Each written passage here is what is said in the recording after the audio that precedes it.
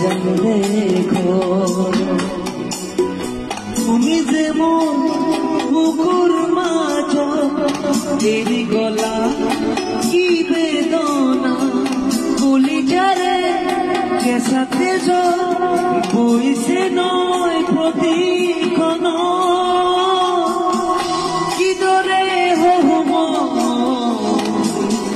তুমি নথকার কথা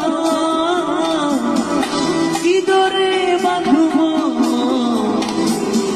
মোর দুসকুর ব্যথা কি দরে দিও মই হে বিদায় তোমার জবি দাদা।